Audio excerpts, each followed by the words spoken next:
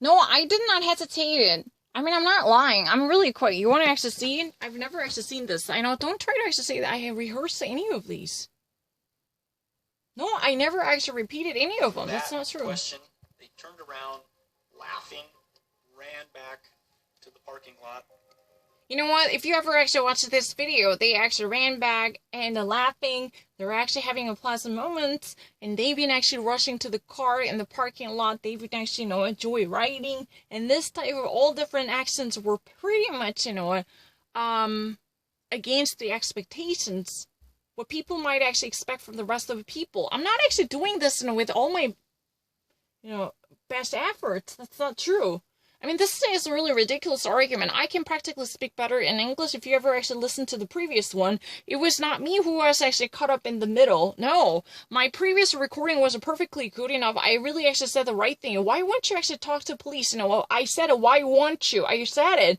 My first trial was already recorded here. How come you actually deny that? You want to see my previous video? I'm going to upload it. Please take a glance at it. I said it. Why won't you? Why will you not actually talk to police? And why will you not be cooperate with the police? Then all of a sudden, the recording was, suspended. How in the first place do I have to accept this kind of lunatic suspension? I don't really like this interruption, and I don't really like this kind of discontinuation against my will. I'm not the one who authorized this kind of intervention. You're the one who actually cut me off, and I have nothing against this, continuation. I just really want to get this thing going, because I can actually talk forever and more with no serious hesitation or reluctance or wishy-washy dilly-dally suspension. Yeah, I don't know.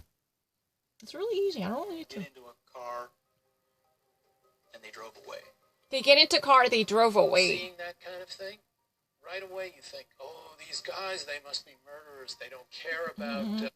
You know what, if you are actually, pure watchers, if you ever see this kind of video, you might actually, naturally believe that, oh, they might be really suspects who could have, have their hands bloody, you could actually, cry a bloody murder, right? You might actually think that they're real suspects with a smoking gun frowning upon them. Because, these kids, how could they actually behave in that way, especially at Tifa? Who just actually lost their entire family, including his parents. How could, he would be, how could he actually react in this way? How would he actually respond to tragedy in this way? That's just something unbelievable. His identity has not been actually clarified. I don't know who he is. But he said that if you are, a newly introduced person to this situation, you might think that this is really kind of a challenging, it's counterintuitive. Oh, how could this kid actually laugh all the way through back home? I mean, if they've been actually, Mary chasing, they've been actually laughing, they've been actually playing tag, and they've been actually, chasing one after another, and eventually they actually, are hopping on the car, and they've been actually, getting themselves back to the place where they were staying. And this type of, very kiddie and jolly moment could definitely incite more of a provocative suspicions, right? It would be reasonable. We may have a probable causes that could actually make them criminals. Think about it. Why would they actually behave in such a way if they were innocent? They must actually, have been very much traumatized, probably, if they were truly on the other side of justice as the victims, not really this side of justice, subject to prosecution. Because, it's really interesting. If you ever actually watched that before, with the interruption coming from, unknown forces, I was talking about the ridiculousness of Atifa, alleged by the state prosecutor, Washington state prosecutor, who was at least, making an indictment against Atifa, claimed that if someone actually had basically no idea about what Islam is, if someone practically would it be nothing but an idiot about Islamic communities, then this could have been actually even somewhat known to them also. Even if they actually had no idea what Islam is about, but the person who passed away should be buried within 3 days. Whoever that might be, the very person who just actually, gave up one's ghost, should be immediately taken care of. No, in 3 days. In 3 days. I'm not lying. This is really ridiculous. I mean, if you ever actually repeat this kind of hideous interference, I feel so frustrated because my recording wasn't going really well. And after that incident, it would be denigrated because, I was emotionally very much upset to see this. Why would you actually repeat that? I will actually probably change the camera to, prevent this type of event from happening. I just don't like it. Because, the Washington State prosecutor alleges that someone like Atifa could have been actually onto this without a doubt. It would be almost laughable, and this could be a quote-unquote the most lunatic. No, not really the quote-unquote in that way. It could be the craziest idea and a bunch of bullshit if you ever actually think that Atifa was not onto this situation. That his parents in a funeral would be held within a 3-day. Because, normally the following procedure would be very much accurate. His parents would be washed in observance of a religious cleansing and ablution, right? Then their bodies were beautifully embalmed and placed inside caskets or coffins. And they even actually carried throughout the day to pay respect to their legacy and honor. And this kind of procedures were normally expected throughout the procession, right? The funeral procession. And eventually, they would be buried. That's what this funeral ceremony would be all about.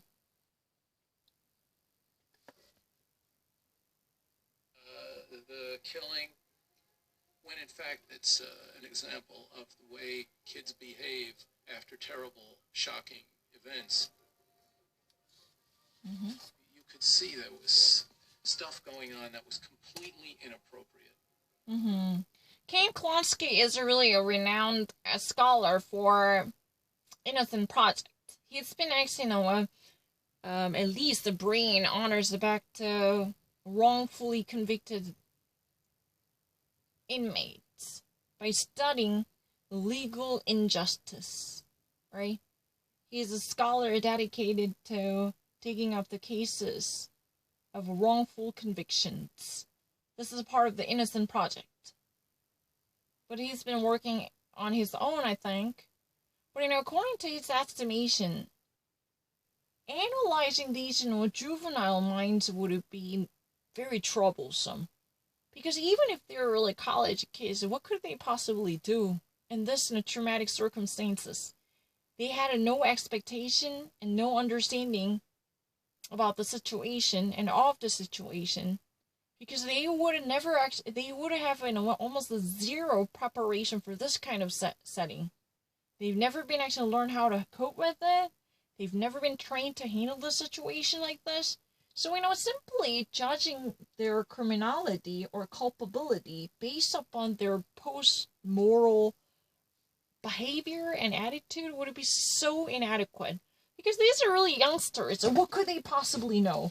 They were actually just fucking spoiled, rich, family household children who've been actually brought up in that way, but they've been now actually, when tasting the bitter flavor of a life they could barely make a head and tail out of the situation. Those, kids were actually taught to learn something, but they never actually learn how to survive a situation like this. This would be a whopping conditions. Your parents were smashed to death if they were actually thrown on the floor. One's brain would be splurged all over the place. Just like, what?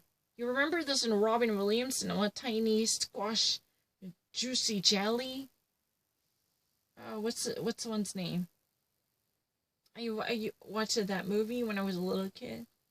Literally his brain parts were splashed all over the place in that way. Wallpaper were plastered with his remains.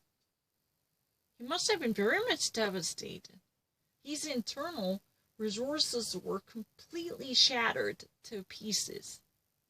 I don't think, he could rely on his inner resources. How could he possibly, think correctly in that way?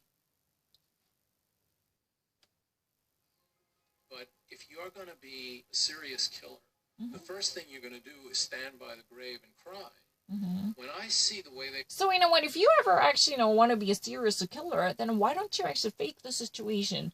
If I ever actually, want to find the serious and serial killer who could have possibly killed multiple people with no moral qualms, then they could have easily, attended the funeral service by staying and being very cooperative with the police, following every instructions given by the police, try not to actually, get caught in the radar.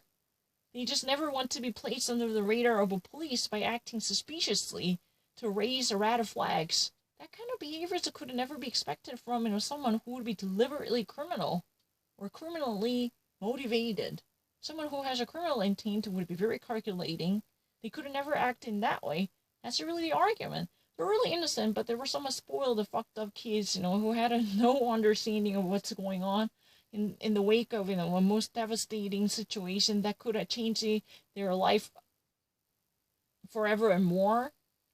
They think that their word was just completely broken and lopsided. Probably they actually just briefly got out of their mind. That could be possible. Following from a very traumatic and dramatic situation, people can actually, briefly go crazy, not to actually make distinction between what's right and wrong. They just really want to actually, get away from this kind of devastating and traumatic, stressful situations by acting out of character or doing something completely improper, inadequate, even though they know, something's not right. But that's really the only way they could never actually go crazy in a true sense, by actually staying away from what's actually, done to them. Staying away from reality in that way. I'm not lying. Behaving, I think these guys, A, were a couple of goofballs, but B, they were in shock at what had happened. You know what? There are two possible suggestions for this kind of situation. Number one, they would actually be, just goofballs. That means what? They're just actually, a bunch of kids, who had no idea how to actually handle the situation. They were really kind of fucked up kids, who are just actually losing touch with the reality. They're really kind of, wrecking balls and goofballs who've been actually acting really silly. They're just really kind of, morons that can never actually, think clearly at the time because of an alcohol or a marijuana whatsoever, Or number two, clinically, psychologically, they would be under enormous pressure, or they've been shocked. They never actually experienced this type of an award-shattering and a groundbreaking experience in their life. So, those two kids who've been actually, truly raised in such a beautiful household, they've been actually, properly... and forcibly awakened to reality. So far, they've been actually holding on to their mom's apron strings, right? They're actually being attached to their mom's apron strings. Because they were not really the people who might actually experience a whole lot of situations involving human drama. So what Kane actually suggests is like this.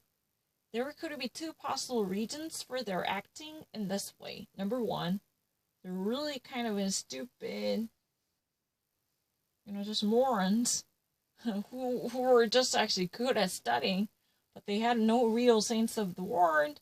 They've been just acting really silly. They can't actually, they just really want this to go away by actually, working things out in a very improper way. They couldn't actually have a better choice. They've been actually a bunch of, drooling goofballs. Goofballs are really silly pushovers or just simple-minded people who've been actually doing something really silly for a while because they just wanted to actually, break out of the situation. They're actually being escapees, right? Number two, you wouldn't be genuinely shocked to actually make them a little bit, not fully buttoned. They're not thinking on their own at this moment. They are slightly besides themselves. And we call it in this situation, they're slightly beside themselves because they're really shocked. If someone is totally shocked, they could never actually think straight forward. They could, go out of mind. I feel like I'm going out of my mind. And that kind of situation is what could be possibly done to them because of the uttermost miserable circumstances they're actually, forced to survive and experience. Who knows, right? Clutch. And there's no standard of behavior after something like that. Mm-hmm. According to his a suggestion, he's a really kind of a clinical psychologist and scholar who's been actually delving into wrongful convictions and people who are actually accused of a crime that they had never done before, without actually presumption of innocence or the habeas corpus, civil liberties. They've been immediately put on a trial and forced to accept this type of verdict, where they've been at least, coerced to make false confession. He's been really a person who's been studying these cases, right? But the problem is, there is no standardized or standard behaviors as a manual. Oh, if someone actually, experiences, a serial death of one's own family members, losing one's father and mother and sister, and how should one react to these? A, one should actually cry forevermore. Number two, one should actually remain in silence. Number three, one should experience serious aphasia, cannot talk anymore. Right now, one could actually, be isolated from the world, to swallow the sorrow. Like this, there are no, standard and textbook-like behaviors, because the people actually have people actually react differently to sorrows and griefs. If they ever actually never find themselves in sorrow actively, but they could truly endure significant stigma. That could be possible. That's what he's saying. You know what? If you think that there must be a certain answer for this type of situation, then you're dead wrong. Each individual has a different capacity to handle a situation like this, and there had been no guideline, and there is no guide to interpreting the proper reactions to this type of tragedy. So, please do not actually judge our kids, in this way. It's not fair. Something's not right.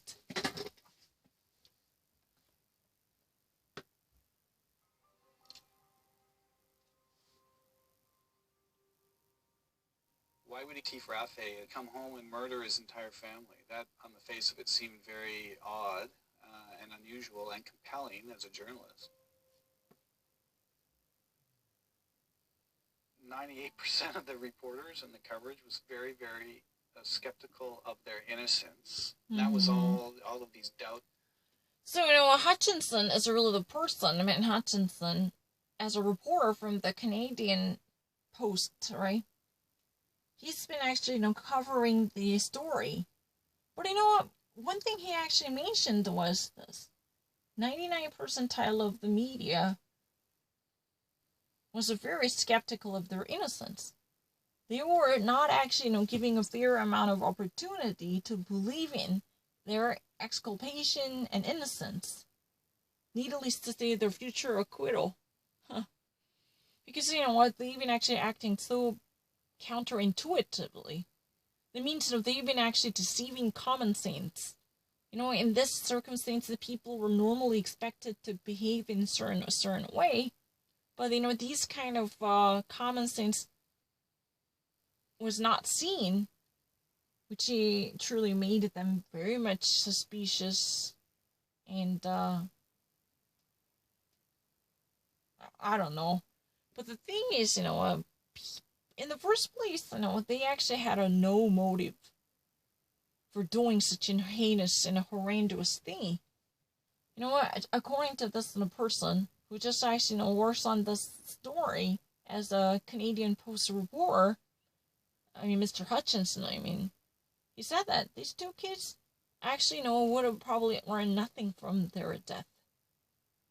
They were not expecting any inheritance immediately, and there would be almost no monetary benefits involved with the situation because he was actually thriving academic records there. I mean, that would be a nothing that could actually make them very purpose-driven, which eventually made them kill their parents, technically. Not really their parents, but they were so close to each other. I mean, one thing, that would never be unmistakably noticeable is Atifa's lack of motivation. What could actually take him to do this kind of act?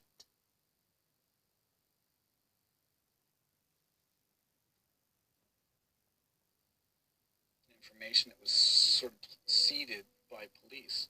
They were absolutely demonized in the press. Mm-hmm. So, you know what, according to, or, if you just say that, what, upon listening to what she just actually told me, they were actually demonized. Those, the two teenagers were viciously vituperated and vilified by the local press because, what, they actually had nothing that might be truly anticipated from the family of victims. That's really striking, right? And even though, what, criminologists or, criminal psychologists already actually confirmed there would be no set of behaviors or attitudes that might be, commonly expected from any type of victims of families or associates. But even with this type of implied common understanding or implied consent, the local media was at the forefront of vilifying them. There had been a very vituperative defamation and character assassination to at least, make them guilty as hell before the trial. It means, under this circumstance, if the jury trial were to go on, obviously the jurisdiction lies in the United States. If they were actually, extradited, then, there's no chance they would actually be provided with, fair opportunity for fair trial. There's no chance they wouldn't be tried in fair circumstances. No equity would be preserved in the court. Have you thought about that? Because the local media already actually robbed them of the presumption of innocence by actually treating them as not just really the persons of interest, but the main suspects. No, even actually the perpetrators with the smoking gun. Because they were so odd. Maybe those are really kind of high on a drug. They actually one day decide to do something erratically abnormal. This kind of argument. They became just criminal mastermind archetypes. They weren't the stupid kids that we knew them to be. They were evil geniuses in the press, and it inspired a lot of hatred in the public. Mm. So you know what? She actually had a very intimate relationship with Sebastian Burns, as well as Atifa, because you know what, they were actually part of the Chums, right?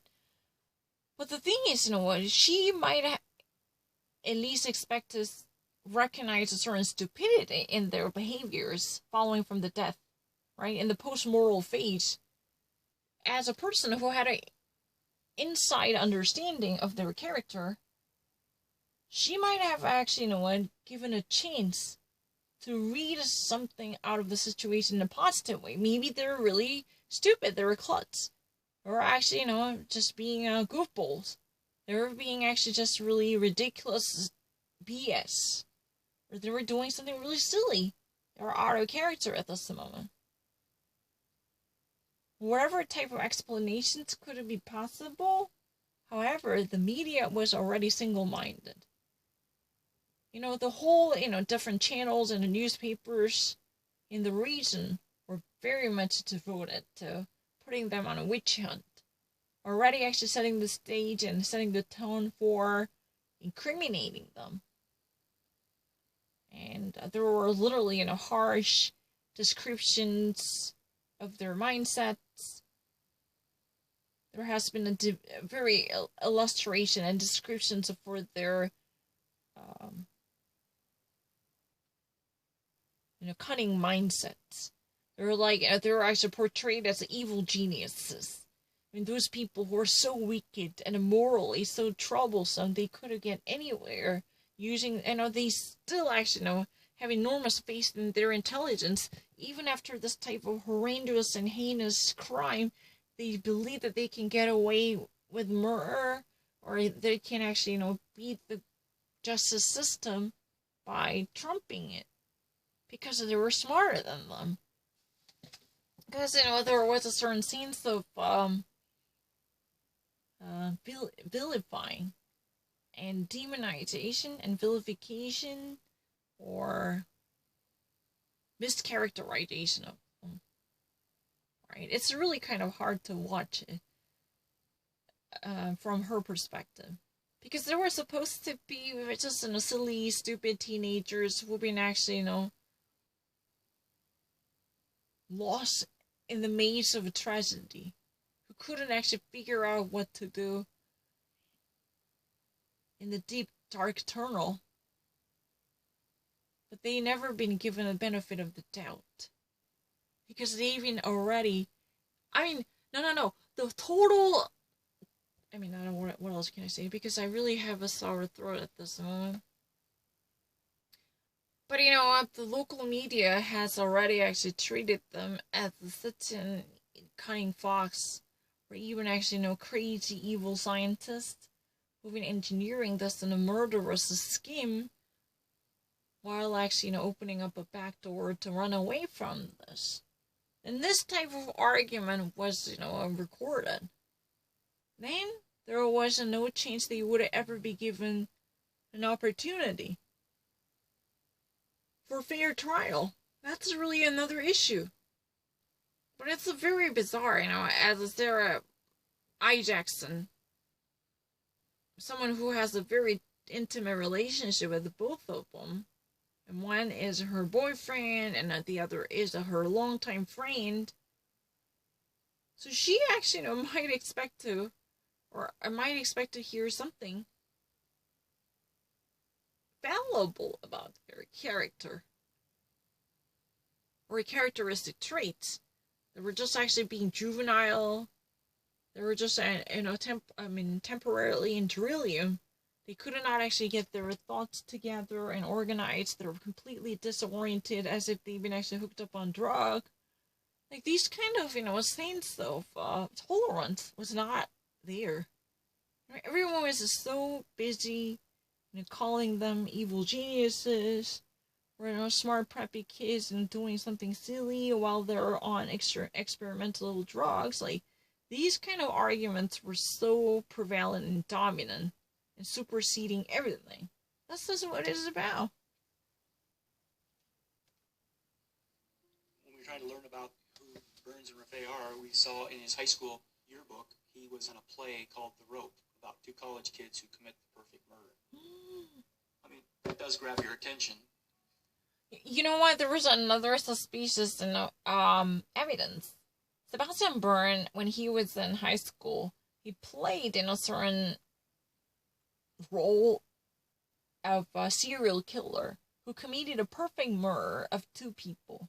That's really it.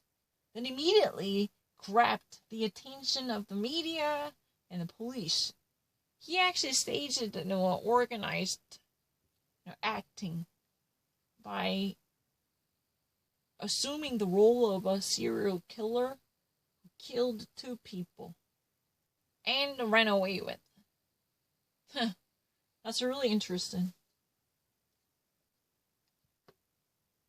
And by the way, this play was called The Rope.